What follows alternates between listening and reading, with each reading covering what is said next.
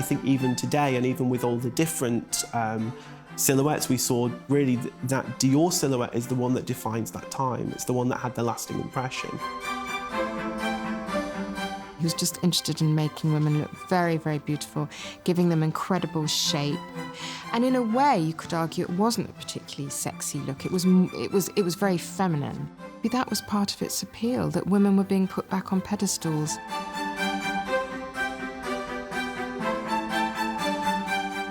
It's this kind of throwback to an idyllic past, allowing people to re-experience that kind of thing, and it to be kind of an escape and a haven. That's what his house symbolised, and that's what his clothes symbolised as well.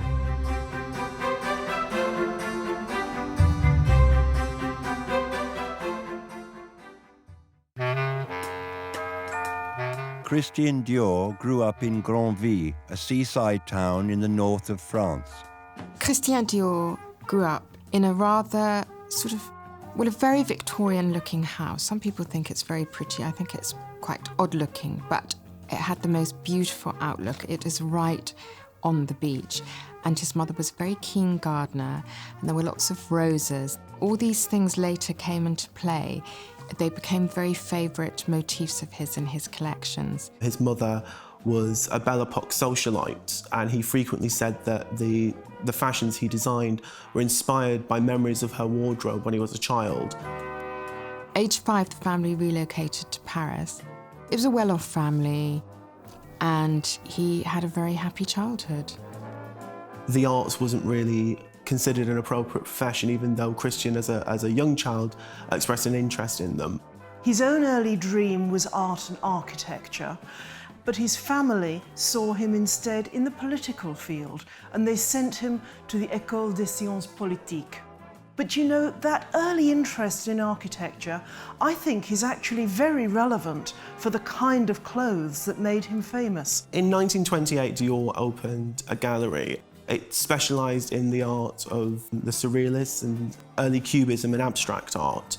There was a provision, his family provided him the money, but he always maintained that his mother was quite insistent that the name Dior could never appear above a shop door. The Great Depression had an impact on his father's fertiliser business, and there was a real shortage of money, and I think probably the money that was funding this gallery just dried up. I think it's quite interesting looking at Dior's work, that Dior's fashion is incredibly traditional, but the art that he was proposing then was early Cubism, Surrealist works by people like Picasso and Braque, which obviously even at that point in time were considered incredibly avant-garde and didn't find an enormous audience in Paris. Fashion illustration was the dominant form of depiction of fashion through publications. Photography had begun to be introduced, but was mainly used by high fashion magazines. So in 1935, Dior began working for Figaro as an illustrator. His job was actually to delineate the clothes that other couturiers were proposing. At that point in time, many fashion houses contained different designers who were proposing sketches that were then presented under one name. That's actually how Dior first found his way into haute couture, by proposing sketches to different fashion houses, and he began to work under the label Robert Piguet. Piguet was a couturier. He wasn't a Chanel or a Schiaparelli, who were very much the height of haute couture. But what Piguet allowed Dior to do was to work within a couture house, to experience the actual structure of a couture house. World War II breaks out and Christian Dior is called up for military service. As soon as war begins, fashion sort of stands still. His sister Catherine has joined the resistance, and she does get captured at some point, and ends up in Ravensbrück concentration camp, but survived. And later, Christian Dior named his first perfume Miss Dior after her. And I think it's extraordinary because Miss Dior is one of those lovely, light scents that just conjures up sort of prettiness and the good life. And to think that his sister, who inspired it, had been through such horrors, gives it a whole new dimension. When France emerged in 1945, you really saw women dressed in the same way they'd been dressed in 1939, which were the broad shoulders, the short, tight skirts, the heavy hats, the heavy shoes. But obviously to French eyes, that really kind of epitomised everything that was wrong, everything that was horrible about the war. That kind of fashion really symbolised oppression. When he returned to Paris as the war was ending, he first went to work for Lucien Lelong. Lelong was actually the man that led French couture through the Second World War and ensured that French haute couture could survive in the Second World War. The occupying German forces in 1940 wanted to move French haute couture from Paris to Berlin. And it was Lucien Lelong who insisted that French haute couture exists in Paris or it does not exist at all, forcing kind of the artistic elements of haute couture, but also kind of the economics of couture, how much money haute couture was making for France as a nation and therefore for Germany when they occupied the place. You can kind of see Dior's signature in those pieces at Lelong, which would obviously later come to define his style. In 1946, Dior met Marcel Boussac, a wealthy textile magnate who was willing to finance Dior's new venture. Obviously sufficiently impressed with him to lend him the money or to invest in him so that he can set up his own maison in 1946. It's just the war's only just ended, and the fact that all these new couture houses are springing up is just sort of emblematic, I think, of how, in the end, people always want beauty and escapism. Marcel Boussac was known as the Cotton King in France. He was a French textile millionaire.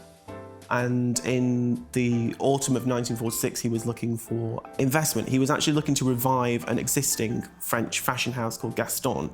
And he'd heard great things about Christian Dior. Dior had very high-placed friends in French society, for instance, people, both kind of high society and also high artistic society. He was good friends with the editors of Vogue. He was really good friends with Christian Barras, who was a key artist at the time, who worked predominantly in fashion and theatre. And a number of different people had recommended to Boussac that he should see Dior's designs and that Dior might be the man for the job.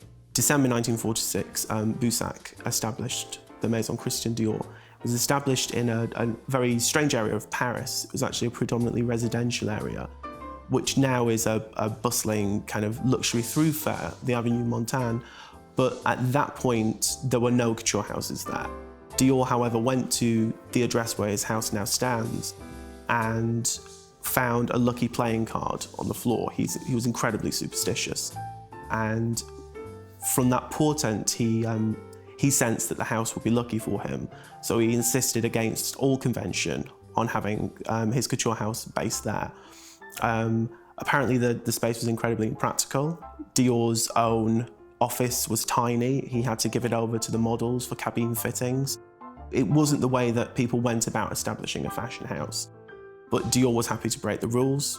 And again, he relied greatly on tarot cards. He relied greatly on superstition or fortune tellers, and a fortune teller told him that the venture would be a great success, but that the bang of the last hammer would come as the first guests were entering the house, and that's exactly what happened. They were still nailing the carpet down when the first guest came in. He was very superstitious, as was Coco Chanel, actually. I think number 5 is so called because it was a good number for her. He always consulted a tarot reader before his shows, and Lily of the Valley he considered it a lucky flower, and it's the major component in Diorissima.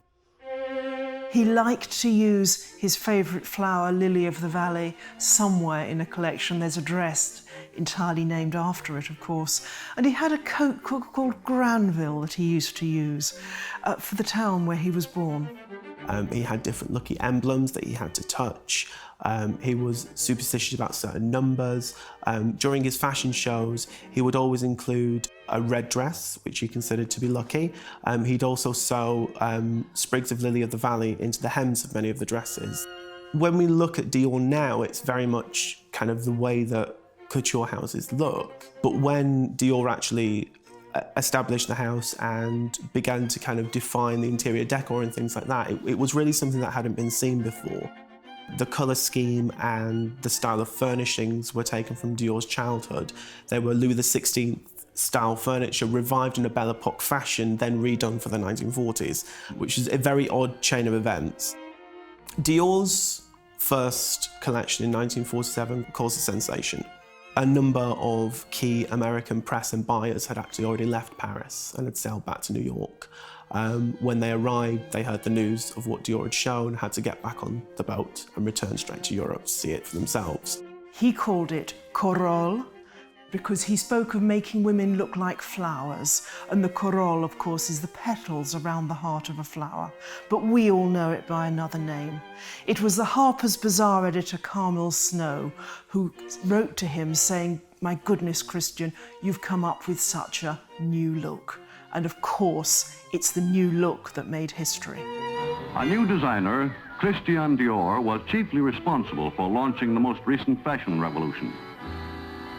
Breaking away from the law to open his own establishment, Dior became world famous overnight when his first collection, based on what promptly became known as the new look, won instant acceptance by the women of fashion. It wasn't actually new at all. It was harking back to Belle Epoque styles, to Victorian styles, to very traditional views of womanhood. The idea of the waist being restricted and the breasts and hips being emphasised was seen as many people as a really reductive view of femininity, as this idea of emphasising the role of woman as childbearing, a very traditional role of the woman back in the home. After the Second World War, when women had been forced to take up positions in munitions factories, working in hospitals, this was seen as a way of pushing women back into their place.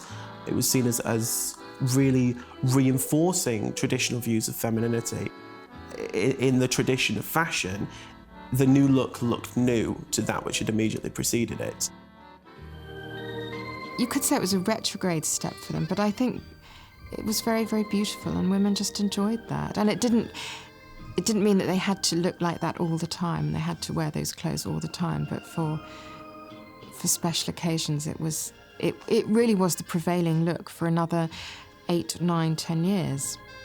It should be said that there were also people that reacted very strongly against it, particularly in America. There was a group called the Little Below the Knee Club that, when Dior went to tour America in the late 1940s, met him with placards that said, "Monsieur Dior, we abhor dresses to the floor," because they saw the new look as restricted. They saw the new look as preventing them from going about their daily business and from being equal to men. Also in France, I feel that women wearing the new look were sometimes attacked on the streets. There are fantastic images of people shooting models in new look style dresses and enraged women literally coming and ripping them off them. And that's because in France and in Britain, in Europe as a whole, the new look emphasised the haves and the have-nots. It emphasised this idea that certain people, even after a war that had obliterated class and had really brought countries together, it was about emphasising the differences between the poor and the rich.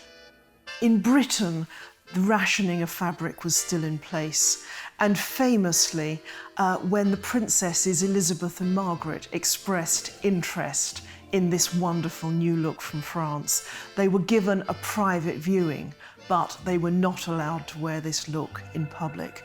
It just used so much fabric. It was considered unpatriotic.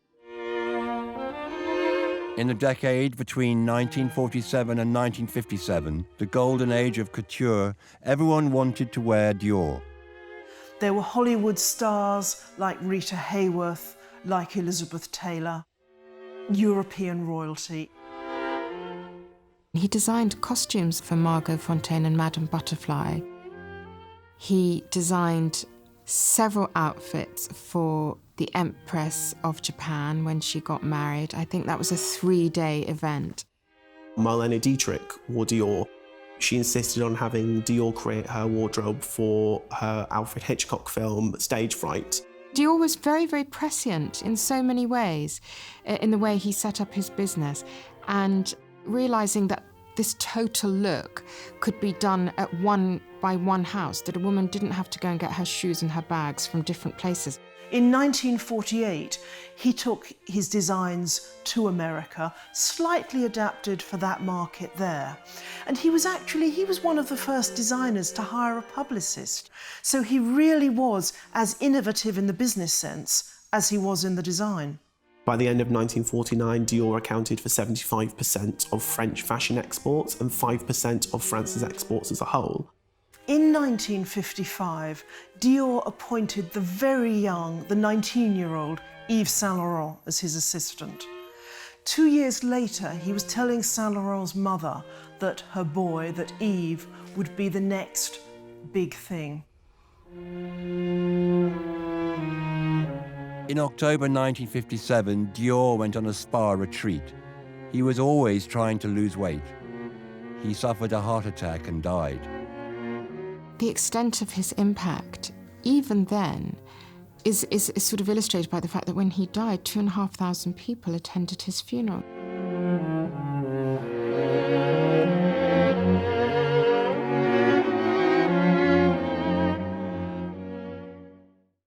In 1958, when Saint Laurent presented his first collection for Dior, it caused a sensation.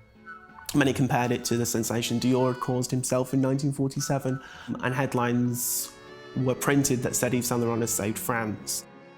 Obviously, what they referred to was the French fashion industry, was the massive industry built around Dior, and was the fact that Saint Laurent's first Dior collection, while different to the tradition of Dior, wasn't too different. It actually wasn't that controversial. It actually wasn't that extreme. I mean, it was shapeless, but it was beautifully shapeless. It was artfully shapeless.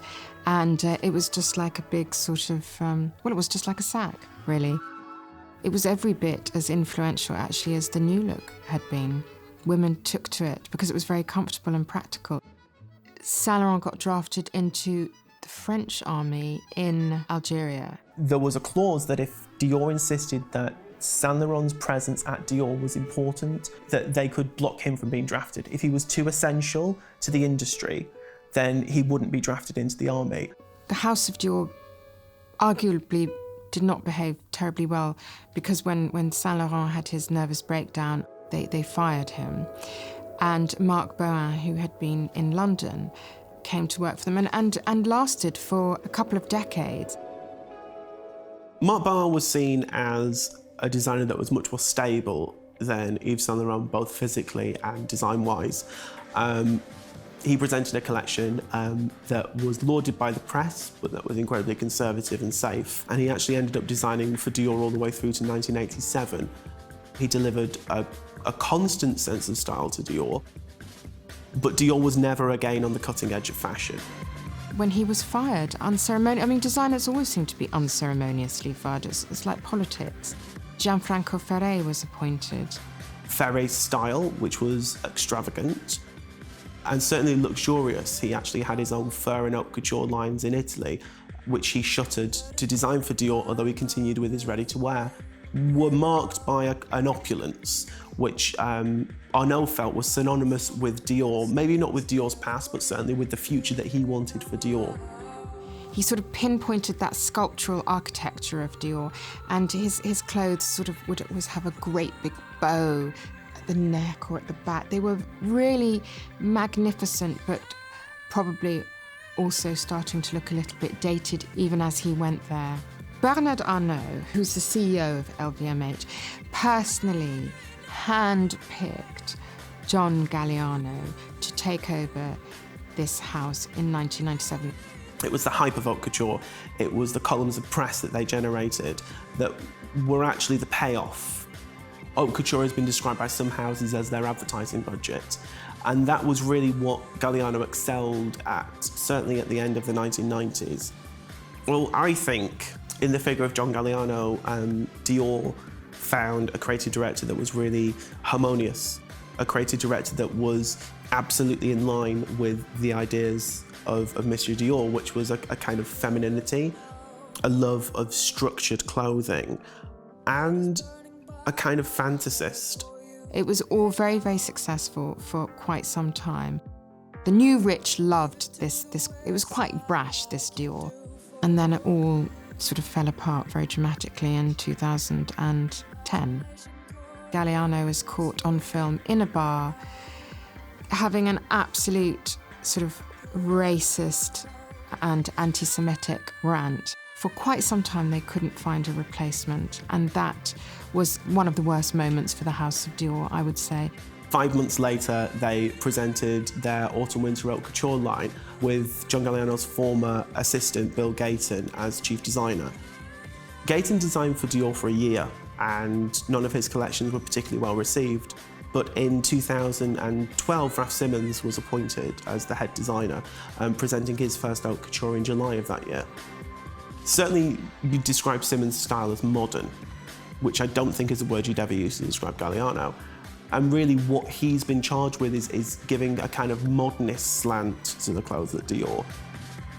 It's a very modern take on what Christian Dior did, and he's continued now, so 3 years later he's still refining that. It's great to see that the house is sort of on a steady course again.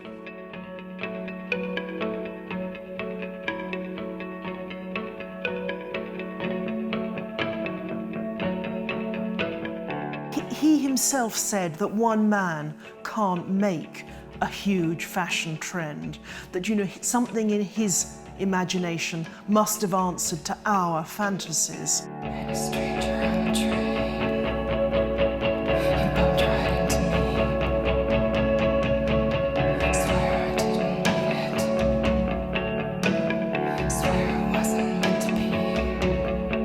This is a house that is part of French history. It's a national treasure.